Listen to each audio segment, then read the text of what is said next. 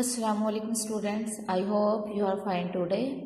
We are going to learn Carnival Science class 5 and today our science lecture 4th.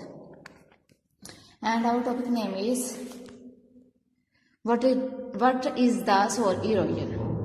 जैसे हमने कल soul erosion के बारे में पढ़ा था कि हमारे पास जो ज़मीनी कटाव है वो क्या है और उसकी वजूहत पड़ी थी ये किन की वजह से होता है।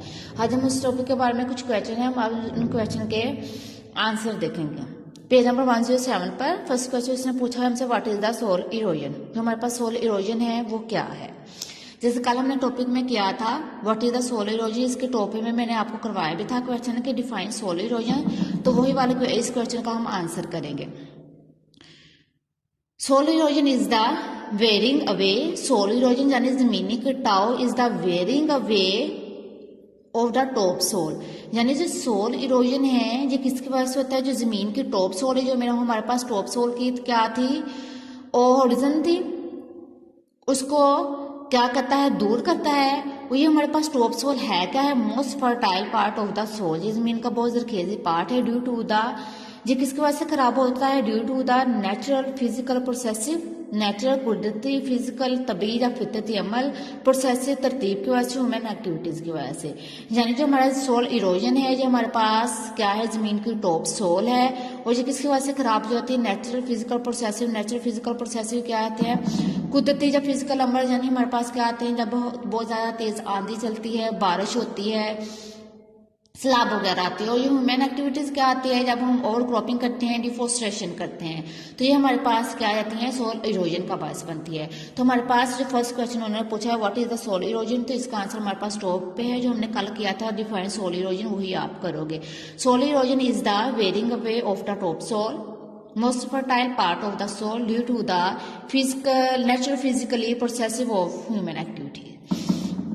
सेकंड क्वेश्चन उसने पूछा है हमसे what are the effect of soil erosion. ये सोल इरोजन है इसके क्या इफेक्ट हैं, क्या नुकसानात होते हैं, सोल इरोजन की वजह से क्या नुकसानात हमें उठाना पड़ते हैं और कौन से हमें बेनिफिट होते हैं, इसके इफेक्ट हम पढ़ेंगे तो हमें पता चलेगा। जैसे कल हमने मैं आपको क्वेश्चन कहा what are the effect of soil erosion, वही आप इस क्वेश्चन का आंसर करोगे। सोल इरोजन है जो जमीन कटाव है वो क्या रिड्यूस कम करता है द कैपेसिटी, कैपेसिटी मीन मकदार ऑफ सोल जमीन के अंदर टू स्टोर को अपने अंदर स्टोर करे, जमा करे न्यूट्रिएंट्स गजाइत को एंड वाटर और वाटर को। यानी जो जमीनी कटाव है जो जमीन के अंदर जो क्या है इस चीज की कैपेसिटी को कम करता है, को अपने अंदर जो न्यूट्रिएंट्स है और जो वाटर है उसको ज्यादा स्टोर नहीं करते, उनकी मकदार को कम करते हैं। नेक्स्ट थर्ड क्वेश्चन उसने पूछा है name some factor responsible for the soil erosion. हमने उन फैक्टर के उन अवामल के नेम लिखने हैं जो क्या है सोल इरोजन की वजह बनते हैं या सोल इरोजन का बायस बनते हैं।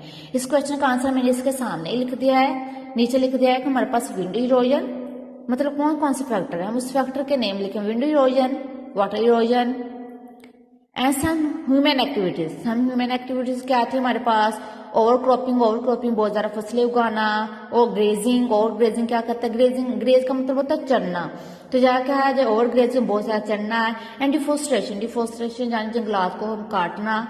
Factors are responsible for the soil erosion, यानी ये जो फैक्टर्स है हमारे पास wind erosion, water erosion and some human activities like the over cropping, over grazing and deforestation factor are responsible for soil erosion. जैसे हमारे पास फैक्टर क्या है सोल इरोजन का बायस बनते हैं। और आज आप today our lecture is over, और आज आपके असाइनमेंट जो मैंने 3 क्वेश्चन आपको करवाए हुए पेज नंबर 107 पर आप लर्न प्लस राइट करोगे। अगर आपको इन क्वेश्चन की समझ ना आई, आंसर की समझ ना आई, तो आप इसको वीडियो को दोबारा देखिएगा। अल्लाह हाफिज।